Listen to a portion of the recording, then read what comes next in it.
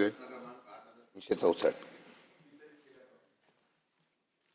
गेले अनेक दिवस मी विधिमंडळामध्ये सातारा जिल्ह्यातला कायदा सुव्यवस्था प्रश्न देतोय.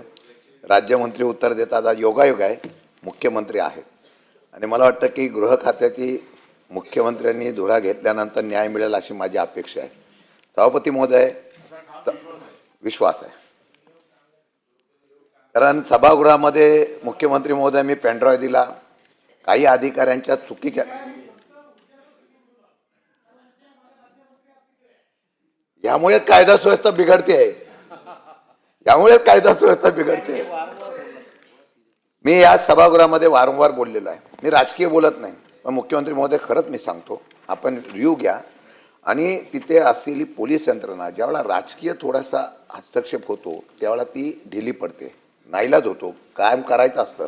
काही अधिकारी त्यामुळे मस्तवाल होतात.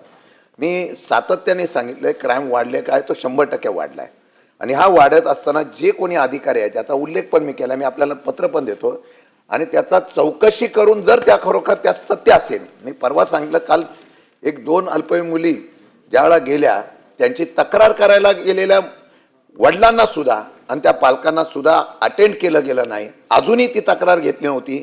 काल आपलं तक्रार इथं झाल्यानंतर त्याची केस दाखल करून घेतली. ही सत्य परिस्थिती आहे, पालकमंत्र्यांना माहिती आहे. माझी विनंती एवढीच आहे, जे कोणी दोषी अधिकारी असतील त्याची चौकशी करा आणि त्यात जर दोषी नसतील तर त्यांना प्रमोशन करा, दोषी असतील तर कारवाई करा, कायद्याचा धाक दिसून द्या. आज काही गेलं, तरुण पोरामध्ये ज्या पद्धतीने एक वेगळ्या प्रकारचा गुन्हेगारीकडे आकृष्ट वाटतोय, पार्ट्या कोयता हे सर्रास सुरू झालेला आहे. त्याला धाक बसवण्यासाठी आपण पोलीस प्रशासन म्हणून काही कडक कायदे करणं गरजेचं आहे. त्यामध्ये काही रेकॉर्डवरचे गुन्हेगार असतात, त्यांना फॉलो करणारी तरुण वर्ग मोठ्या प्रमाणात आहे. तो धाक बसवण्यासाठी आपण एसपीनं तशा प्रकारच्या सूचना करणार आहात का? आणि दुसरा, ज्या अधिकाऱ्यांची आम्ही कोरेगावच्या वगैरे तक्रार केलेली आहे त्या संदर्भामध्ये चौकशी करून कारवाई करणार आहात का? बल्लाळ म्हणून. सभापती महोदय, सन्मान्य शशिकांत शिंदे साहेबांनी वारंवार सातारा जिल्ह्यातल्या पोलीस प्रशासनाच्या कारभारावरती प्रश्नचिन्ह या ठिकाणी उपस्थित केलेलं आहे. एक विशिष्ट घटना आपण त्या ठिकाणी सांगितली की सातारा शहरामध्ये भर दिवसा एका युवकाची निर्गुण हत्या झाली. हे खरं आहे की 22 जानेवारी 2026ला त्या ठिकाणी घटना घडली आणि सदर गुन्ह्यात एकूण 15 आरोपीपैकी 11 आरोपींना आपण त्या ठिकाणी अटक देखील केली आणि 4 आरोपींचा शोध त्या ठिकाणी सुरू आहे. परंतु शिंदे साहेब, आपण जे सांगितलं की दिवसेंदिवस या ठिकाणी क्राईमची संख्या वाढते.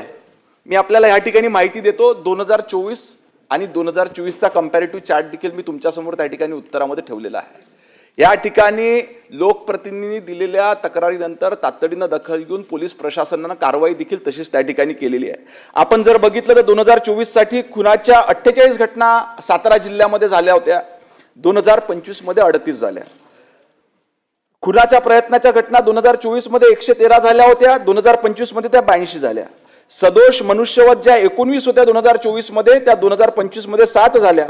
दरोड्याच्या घटना ह्या 15 होत्या, त्या 18 झाल्या. जबर चोरी 123 घटना 24 मध्ये झाल्या होत्या, 2025 मध्ये त्या 49 झाल्या. तर एकंदरीतच 24च्या ऐवजी 25 मध्ये झालेल्या घटनांची संख्या त्या ठिकाणी कमी झाली आहे. परंतु असं हे समर्थनार्थ नाही आहे की या घटना कमी झाल्या म्हणून समर्थन याचं करायचं. परंतु एकंदरीतच याच्यावर रोख लावण्याकरिता पोलीस प्रशासन हे पूर्णपणे ताकदीनं त्या ठिकाणी प्रयत्न करत आहे. दुसरं, आपण ते सांगितलं होती परवाच्या लक्षवेधीच्या वेळेस की बाबा ते अल्पवयीन मुलींचे पालक जेव्हा तक्रार करायला गेले तर त्या ठिकाणी गुन्हा दाखल करण्यात आलेला नाही. गुन्हा दाखल झालेला होता शिंदे साहेब, आपल्या चर्चेमुळे त्याच्या आधीच त्या ठिकाणी गुन्हा झालेला होता. दुसरा विषय, आपण ज्या ज्या अधिकाऱ्यांबद्दल त्या ठिकाणी तक्रार केली आहे त्या अनुषंगाने देखील आधीच पोलीस महासंचालकांच्या कार्यालयाच्या मार्फत चौकशी करण्यात आली होती. त्यांच्याकडनं त्या ठिकाणी क्लीन चिट देण्यात आली होती. तरी आपण सन्माननीय सदस्य असल्यामुळे पुन्हा एकदा आपण दिलेल्या पेन ड्राईव्हच्या अनुषंगानं चौकशी सुरू करण्यात आल्या. निश्चितपणे याच्यामध्ये जे कोणी दोषी आढळतील त्यांच्यावर कारवाई करण्यात. शशिकांत शिंदे. आपण सांगितलं की महासंचालकांनी क्लीन चिट दिली. मी या सदनामध्ये सांगितलेलं आहे. मी कोणाचं भांडवल करत नाही. मी प्रामाणिकपणाने सांगतो, तो कोणत्या पक्षाचा कार्यकर्ता म्हणून नाही आहे. सामान्य माणूस ज्यावेळेला तक्रार करतो त्या पोलीस स्टेशनमध्ये अधिकाऱ्याकडून न्याय मिळाला नाही. जे कोणी तक्रार दाखल केले ते कोणत्या पक्षाचे नव्हते. माझी विनंती आहे, मी कालही सदनामध्ये बोललेलो आहे मुख्यमंत्री महोदय, जर चुकीचं निघालं तर हा शशिकांत शिंदे जाहीर माफी या सभागृहात मानेल. ज्यावेळेला गांभीर्याने बोलतो त्यावेळेला ते स्वतःच बदली मागतायत आता, पण तिथे यायलाच कोण तयार नाही. ही वस्तुस्थिती आहे. म्हणून मुख्यमंत्र्यांना माझी विनंती आहे की आपण खरोखर आमच्याकडून, मी राजकीय भांडवल करत नाही, करायचं असतं तर 3 वर्षापासून केलं असतं, पण मी खरंच प्रामाणिक सांगतो, कायदा सुव्यवस्था राहावा म्हणून त्या PI बल्लाळबद्दल मी बोललो होतो. वाटलं तुम्ही पोलिसांच्याकडून रिपोर्ट घ्या, पोलिसांच्याकडून रिपोर्ट घ्या, हप्ते कोण गोळा करतो त्यांची नावं सकट मी दिली होती. त्याचबरोबर ज्या लोकांना त्यांनी कारवाई केलेली आहे त्यांच्याकडून सगळं घ्या. माझी विनंती एवढीच आहे मुख्यमंत्रीमध्ये, नुसत्या त्या PIची, आणि आपण सांगताय की गुन्हे कमी झालेत. आमचं म्हणणं आहे देवेंद्र फडणवीसांकडे बघितल्यानंतर गुन्हेगार चरचर कापले पाहिजे, हे शून्यात आलं पाहिजे रेकॉर्ड. पण तरी सुद्धा आपण सांगितलं, बोललं आहे की कमी झाले आहेत, याचं समर्थन आम्ही करणार नाही. माझं एवढंच म्हणणं आहे की या 2 विषयासंदर्भामध्ये आपल्याकडून कायदा सुव्यवस्था राहण्याच्या संदर्भातली कारवाई आणि त्याच्याबद्दल काय दुरुस्त्या करतील त्याच्याबद्दलचं उत्तर, आणि याची चौकशी क्लीन चिट दिली तरी मागणी केल्यानंतर, पत्र केल्यानंतर आपण चौकशी करा, पुराव्यासकट मी देतो, आणि ते दिलेले खरं ठरलं तर त्यांच्यावर कारवाई करा. शिंदेसाहेब, आपण जो पेनड्राईव्ह दिला त्या अनुषंगानं ऑलरेडी त्या ठिकाणी चौकशी पुन्हा अजून द्या, पुन्हा चौकशी करू, आणि जर दोषी आढळले तर तुम्ही सॉरी मागण्याची गरज नाही, विभागाच्या वतीनं मी आपलं सॉरी म्हणेल, पण निश्चितपणे त्या अधिकाऱ्यावर जर तो दोषी आढळला तर त्याच्यावरती कारवाई करू. इतका शब्द सभागृहामध्ये.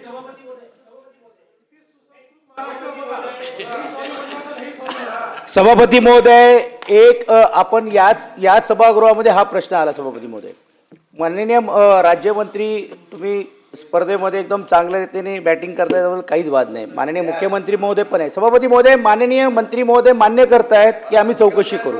जरा एक मिनिट. सभापती महोदय, त्या व्यक्तीला किंवा त्या PIला 3 वर्ष पण झालेले आहे, म्हणजे असं का लागून गेलेलं आहे की त्याला एवढं आपण संरक्षण देतोय? 2-3 वेळा तक्रारी झाली. या बाबतीतली घटना परवाच्या दिवशी एका महिलेच्या वरती अत्याचार झाली, त्याची केस घेतली नाही म्हणून ती घटना घडली, आणि ही घटना घडल्यानंतर मग सभापती महोदय आपण चौकशी मागणी करता, द्या ना त्याला आठवड्याभरावर, ते सक्तीच्या रजेवर पाठवा ना आणि करा चौकशी आठवड्याभरामध्ये. हे तुम्ही निर्णय घ्या ना. आणि सभापती महोदय, मुख्यमंत्री महोदय, ही पण गंभीर बाब आहे की सन्मान्य सदस्य, एक ज्येष्ठ सदस्य मंत्री राहिलेले, त्यांच्या घरावरती PI पाठवलेले आहेत. काय बोला का नाही? बोला आम्ही सत बघायला आलो कसं चाललंय घरामध्ये. ही काय पद्धत आहे सभापती महोदय, लोकप्रतिनिधीच्या इकडे?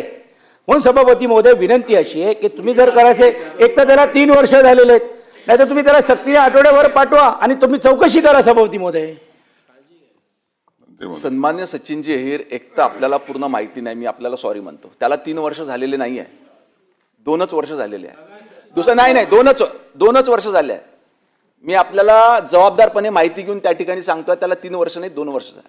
दुसरं, सन्मान्य सदस्यांचा मान ठेवत, जरी पोलीस महासंचालकाकडून त्या ठिकाणी काही घडल्या नसल्याचा अहवाल कार्यालयाकडनं प्राप्त झाला तरी त्यांचा मान ठेवत पुन्हा एकदा चौकशी आपण त्या ठिकाणी लावलेली आहे. आणि त्या तुम्ही म्हणतायत की आता त्याची बदली करा, हे अन्यायकारक होईल.